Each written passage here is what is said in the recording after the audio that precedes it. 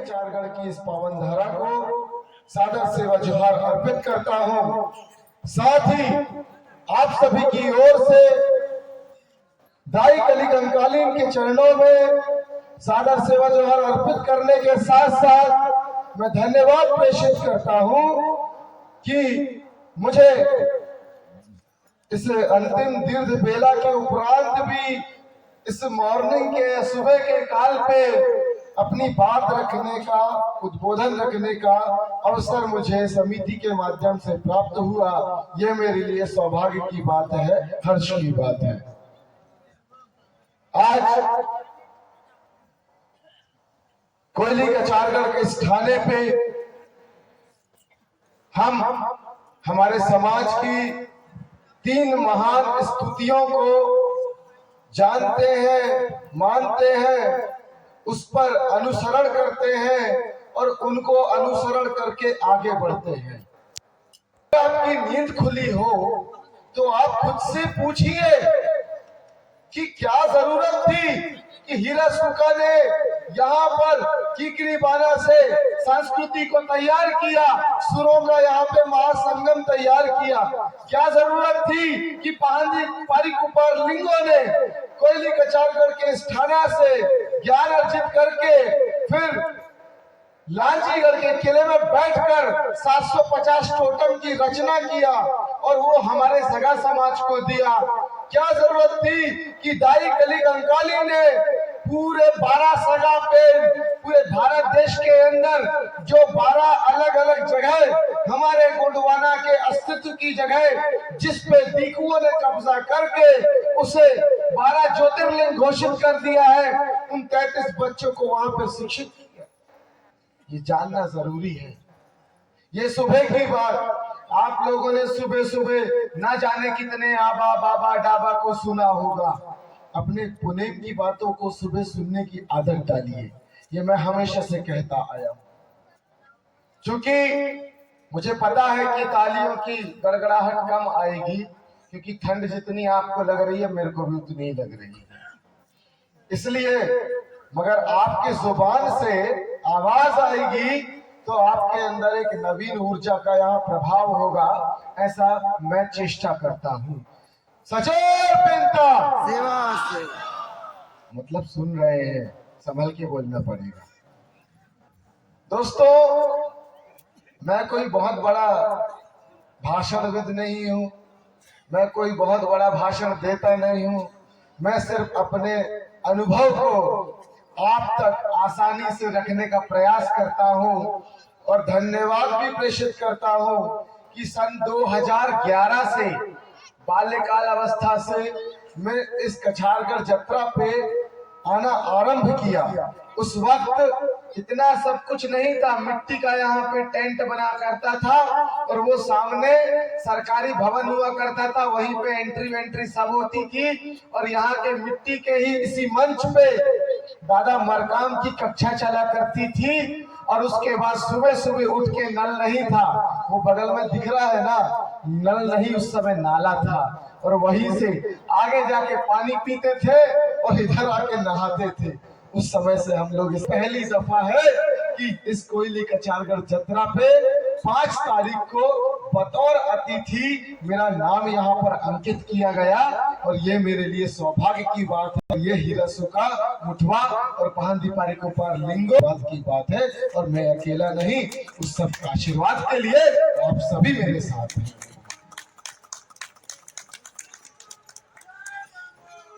जय जंगो। तो मैं आपको यह बात इसलिए बता रहा हूं कि मैं यहाँ से बड़ा बड़ा चीखूंगा, बड़ा बड़ा चिल्लाऊंगा, गला फट जाएगा, फिर कल ड्यूटी करना है भोजन दान में, इधर से आओ उधर से जाओ, फिर वो गुफा में ड्यूटी करना है, इधर से आओ उधर से जाओ, तो फिर वहां पे ड्यूटी नहीं कर पाऊंगा। इससे पहले बहुत ड्यूटी की है और उस समय जब संगठन हम लेके आते थे तो एक अनुशासन का ही माहौल हुआ करता था। और एक बात और कहना चाहूंगा कि जो व्यक्ति अपने जीवन काल में अनुशासन को लेकर चलता है वही व्यक्ति लंबे समय तक समाज, देश और राज्य पे शासन को लेकर चलता है। अगर गोंडवाना के जितने भी यहाँ पर रक्त बीज है, जितने भी हम गोंडवाना के लोग हैं, उस अनुशासन को अपने भीतर भरने का प्रयास करें। कोरोना काल के दौरान हम सब बिगड़ गए। कोरोना काल के दौरान हम सब बिगड़ गए हैं। कैसे बिगड़ गए हैं उसकी झलकियां मैंने देखी। पहले लोग मेला आते थे, जतरा आते थे। मैं तो यहाँ से भी कहूंगा नेटवर्क कंपनी वालों को कि भैया इस बार इंटरनेट डाउन करे थे, अगली बार मोबाइल फोन नहीं लगना चाहिए, ऐसा सिग्नल डाउन करना, हमको ऐसा व्यवस्था चाहिए। क्यों? क्योंकि इसी सिग्नल की वजह से वो कोहरा छट गया, क्योंकि सिग्नल में गर्मी होती थी, वो कोहरा छट गया। और उसके साथ साथ यहाँ की जो पॉजिटिव एयर थी, यहाँ का जो शुद्ध वातावरण था, वो हट गया। अब यहाँ गर्मी बढ़ गई। पहले यहाँ जो ठंड हुआ करती थी, वो ठंड आपके रोम पे जब जाती थी तो आपके पूरे जिंदगी भर आप कितना भी जिम कर लो, कितना भी वर्जिश कर लो, वो आपको ऐसा ताकतवर बना के यहाँ से 5 दिन के बाद भेजा करती थी कि जिसकी कोई तुलना नहीं है मेरे भाई। परंतु इन सिग्नल ने, नेटवर्क ने वो ठंड को गायब कर दिया, जो इंसान को शक्त बनाया करती थी, मजबूत बनाया करती थी, जो लोहा बनाया करती थी। और उसी ठंड को बर्दाश्त करते हुए बानासुर मर्सकोले जी ने यहाँ पे इस आंदोलन को खड़ा किया, झंडा वंदन किया। उसी आंदोलन को खड़ा करते हुए दादा मरकाम, दादा कंगाली, हमारे बीच में सुनेर सिंह ताराम दादा, इन सभी ने कहीं ना कहीं इस मूवमेंट को उस कड़कड़ाती ठंड के बीच खड़ा किया। और उस ठंड को आप फिर से महसूस करने के लिए आंदोलन तैयार कीजिए। दुष्प्रभाव ये है कि मेरे समाज का बेटा मेला में आया, मेरे समाज के सभी लोग मेला में आया, तो मेला में आए तो मेला में मेलावा होना चाहिए ना। मेलावा तो दूर, वो मोबाइल फोन का चार्जर लेके कुत्ता बने फिर रहे हैं। कुत्ता कैसा होता है? पालतू कुत्ता कैसा होता है? कहीं पे घुस जाएगा, ऐसा लगा है तो वो लगाया सैकेट पे और मोबाइल हाथ पे। कितना परसेंट हुआ? कितना परसेंट हुआ? अरे वो परसेंट अपनी पढ़ाई पे तो लो, वो परसेंट अपनी सफलता पे तो लो, बस मोबाइल लेके कितना परसेंट हुआ, कितना परसेंट हुआ, कितना परसेंट हुआ? अरे तुम 0% हो, तुम 0% हो। मैं भी फोन रखता हूँ, मेरा फोन जब मैं कछारगढ़ जाता हूँ या फिर अपने कभी भी देवस्थल अमूरकोट जाता हूँ तो फोन को सबसे पहले ऑफलाइन में डाल देता हूँ। काय में डाल देता हूँ? ऑफलाइन में। कल 6 तारीख है, यहाँ पे हाथ बस खड़े करना, ताली तो नहीं बजाओ, ठंड लग रही है, या फिर हाथ नहीं उठे तो आवाज दे देना, ठीक है। 6 तारीख को कितने लोग अपना फोन ऑफलाइन करेंगे? हाथ उठाओ। बस 1-2 लोग करेंगे। अच्छा हम करेंगे बोल देना। कितने लोग अपना फोन ऑफलाइन करेंगे बताओ? 2-4 बेटियों की आवाज आई, बाकी तुमको अपने प्रकृति को नहीं बचाना है क्या? बड़े बड़े बातें करते हो, प्रकृति की रक्षा कौन करेंगे? हम करेंगे, हम करेंगे। अरे पहले मोबाइल के सिग्नल तो बंद करो। झूठे लोग हो तुम। किससे झूठ बोल रहे हो? उसी से झूठ बोल रहे हो जो तुमको ऑक्सीजन देता है, उसी से झूठ बोल रहे हो जो तुम्हारे टोटम व्यवस्था को चलाता है, उसी से झूठ बोल रहे हो जो तुम्हारी गंड व्यवस्था को चलाता है। यहाँ पे बहुत सी बातें गई होगी, जैसे दादा भी बता रहे थे, बिजनेस करो। बेशक बिजनेस जरूरी है, मगर सामान बेचते बेचते समाज नहीं बेचना, इतना भी याद रखना। सामान बेचते बेचते समाज नहीं बेचना, क्योंकि समाज बेचने वालों की तादाद कुछ ऐसी बढ़ चुकी है कि पेंठाना को देवी स्थान बना डाले।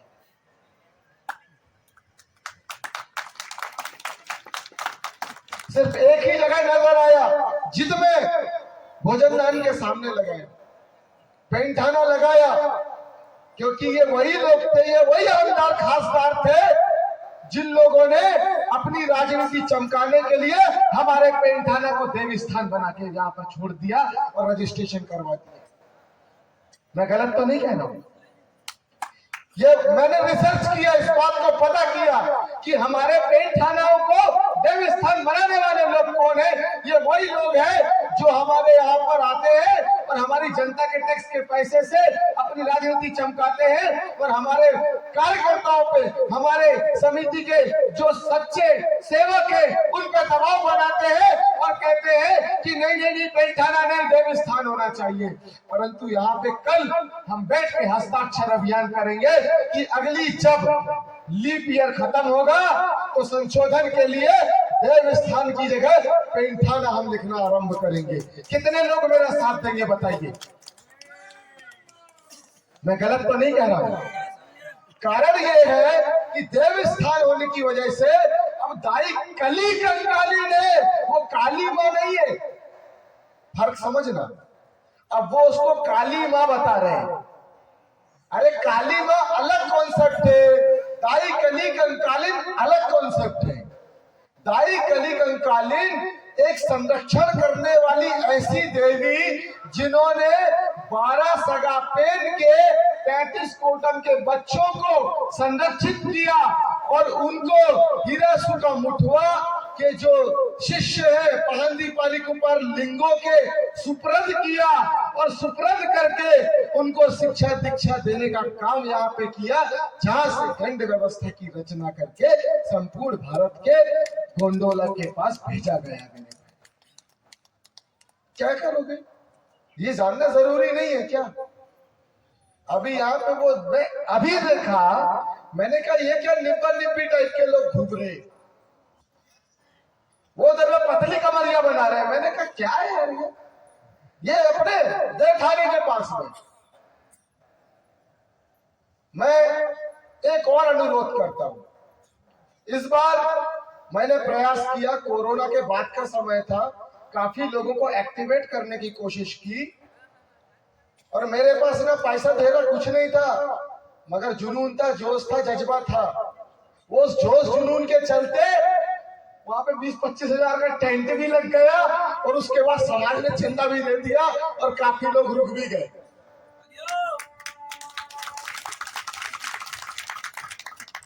परंतु मेरे टेंट पे आने की कोशिश मत करना, क्योंकि मैं रात भर सोने नहीं देता। क्यों सोने आए हो? सोना तो घर में सोते। अरे तुम यहाँ पे 5 दिन जागो, 5 दिन जाग करके यहाँ के आंदोलन को आत्मसात करो, झपकी लो फिर जागो, झपकी लो फिर जागो, क्योंकि उठो गोंडवाना के लोगों अब वक्त नहीं है सोने का। कम से कम 5 दिन तो ये प्रैक्टिस करो, 5 दिन तो कोशिश करो। अरे 365 में से 360 दिन तुम कुंभकर्ण की तरह पड़े रहो, गेंडे की तरह पड़े रहो, कोई मतलब नहीं। परंतु 5 दिन तो अपने गोंडोला के लिए जियो यार। क्यों बोल रहा हूं? कारण है। क्यों बोल रहा हूं? कारण है। जाओ कर्नाटक के गोंडों को देख के आना जरा, कैसे बचे बचे क्या? कर्नाटक के गोंड क्या बचे? पूरा मालूम चल रहा था। मैं बालांगीर उड़ीसा गया, वहां के जो हमारे पानाल गोंड है उनसे मिला, वो भी बिल्कुल फोटो लगा के रखा। मैंने क्या चल रहा है? और ऐसे ही है, अरे एक बाप एक बात वाले बनो, ये क्या है क्रॉस ब्रीड बने हो, कंफ्यूज हो रहे हो कि तुम्हारा बाप आर्य है कि मुगल है। बोलो कौन है तुम्हारा बाप, आर्य है कि मुगल है? बोलो कौन है तुम्हारा बाप, आर्य है कि मुगल है? बोलो। अरे कौन है तुम्हारा बाप? कौन है तुम्हारा बाप? क्या है बोलो? गोंड है ना, तो तुम कौन हुए? तो तुम ये आर्य और मुगल के चक्कर में काय को पागल बने फिर रहे हो। अभी ये इधर पे 1-2 आया नकली फेमिनिज्म वालों को देखा मैंने, ये फेसबुक में कुछ और नाम लिखेंगे, सोशल मीडिया में कुछ और नाम लिखेंगे और असली नाम कुछ और है, और उसके साथ यहाँ पे कहेंगे गर्व से कहा वो आदिवासी है और दूसरे दिन कहते हैं हर हर शंभू, गांजा फूकते हुए। क्या ये समाज को परोस रहे ये नकली फेमिनिज्म वाले? इनको रोको, इनको समझाओ कि तुम समाज को बर्बाद करने से बचाओ। क्यों? क्योंकि ये नकली फेमिनिज्म जो चल रहा है ना, इंस्टेंट ग्रेटिफिकेशन, जो इंस्टाग्राम आया ही वहां से है। अरे हम भी बनाते हैं रील, मगर ऐसी रील बनाते हैं जिसमें कहते हैं जब इश्क और क्रांति का अंजाम एक है तो रांझा बनने से अच्छा है बिरसा बन जाओ मेरे यारों।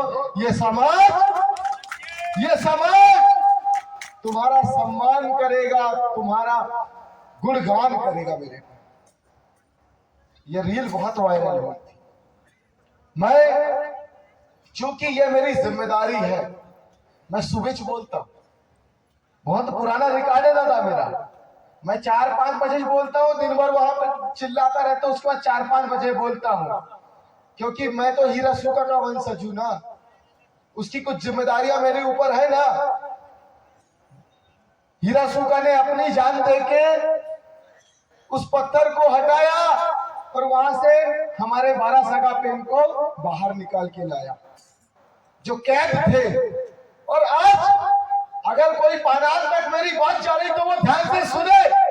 ये तुम्हारी नैतिक जिम्मेदारी है कि जितने भी पानाल कोई तूर, नेल की कोई तूर, माफी चाहूंगा, पानाल गोट, नेलकी गोट, कोई तूर गोट, भूमियाल गोट, मुड़ियाल गोट, भैगाल गोट, जो मानसिक रूप से मनुवाद के पत्थर, ईसाइयत के पत्थर, मुसलमानों के पत्थर के अंदर बंद कर दिए गए हैं, ये तुम्हारी नैतिक जिम्मेदारी है कि तुम उस पत्थर को हटाने का काम करो, क्योंकि तुम असली हीरा सूखा के वंशज हो।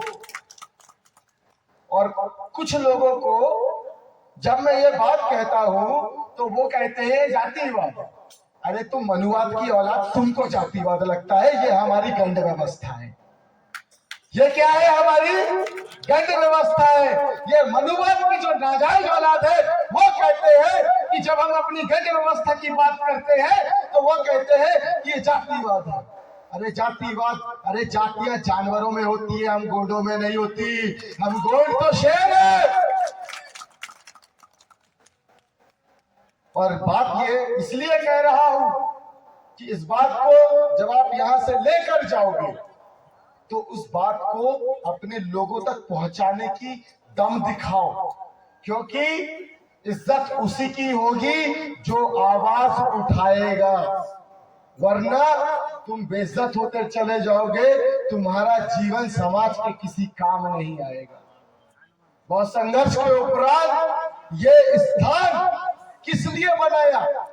अरे भाई, नेतागिरी करने वाले दिन में चले गए। मैं तो कहता हूं कि मैं यहाँ पे लिस्ट के नहीं, बल्कि वहां पे जो पीछे बैठे तुम लोगों को इधर पे उठ के आना चाहिए कि मेरा नंबर कब आएगा। अरे ये भी वो समय है जिसमें तुम्हारा नंबर आ सकता है। ना किसी के अंदर नाचने की दम है, ना किसी के अंदर बोलने की दम है, परंतु तुम्हारे अंदर वो दम इसी समय दिखाना। जो प्रैक्टिकल बात बता रहा हूँ। ये इस टाइम में तुम गड़बड़ भी बोल दोगे ना तो इंसान कुछ नहीं कहेगा। हंस दो थोड़ा सा। गड़बड़ भी बोल दोगे तो कुछ नहीं कहेगा, वो कहेगा अरे ठीक है चलो कम से कम बोला तो। ऐसे ही बोलते बोलते अमूरकोट में सुबह सुबह बोलते कछारगढ़ में सुबह सुबह बोलते आलम कई बार ऐसा होता था कि हमारे छोटे कंगाली दादा कहते थे प्रोग्राम नहीं है, इधर आओ माइक पकड़ो, कुछ तो बोलो। वही कुछ तो बोलो, बोलते आज आलम ये हुआ कि गोंडवाना का प्रखर वक्ता कहते हैं कुछ लोग। मैं नहीं मानता, मैं तो कार्यकर्ता हूं। मैं क्या हूं? कार्यकर्ता हूं। आप लोग क्या है? क्या है आप लोग? अरे बोलो ना, क्या है? आम जनता, मड़का जनता? हाँ? अरे गोंडवाना के लोग हो कि नहीं? क्या हो? हाँ हूं, कुछ बोलो। मैं इसलिए कह रहा हूं कि आप लोग कोरोना काल के बाद इतने बड़े डरपोक हो गए हो कि आपकी सांस तो छोड़ो, आवाज भी नहीं निकल रही। डरपोक हुए कि नहीं? अभी किसी से भी मिलने से डरते हैं, कोई खांसा तो अरे कोरोना तो नहीं है। अरे ये सिंगी फूक के देखो, ये सिंगी फूकने वालों को कोरोना नहीं होता, जो असली गोंड की औलाद है उसको कोरोना नहीं होता। मेरे भाई इतना तगड़ा तुम्हारा रेस्पिरेटरी सिस्टम हो जाता है। अरे लो, इधर मैंने किया, 4-5 मेरे समर्थक खड़े हो गए। क्या बात है, तालियां हो जाए इनके लिए। देखो लस देख के इधर भी आ गई। तो ये मानसिक बीमारी है। खांसी एक क्या है? खांसी क्या है? एक मानसिक बीमारी है। ये एक दूसरे को देख के याद आती है। वैसे ही मनुवाद और पाखंडवाद की भी एक मानसिक बीमारी है, जो एक दूसरे को और टीवी को देख के याद आती है, जिसको हमको अपने घर में प्रतिबंधित करना होगा। अभी कितने लोग यहाँ पे प्रदीप के चक्कर में पड़े हुए देखना। अच्छा सही सही बताना, कितने घर में वो प्रदीप का प्रोग्राम आता है, क्या नाम है उसका? हाँ, प्रदीप मिश्रा। कितने लोगों के घर में आता प्रोग्राम, बताना जरूर। आता है कि नहीं? अच्छा यार सब शर्मा रहे हो, नहीं बताओगे, ठीक है।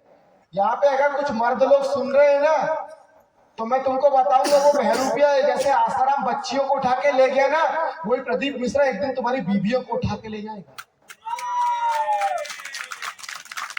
और वो क्या कहते हैं, वो बागेश्वर धाम वाला जो चेन खींच के जहाँ पे ट्रेन रोकते हैं, क्या वो कौन सा, क्या नाम है उसका?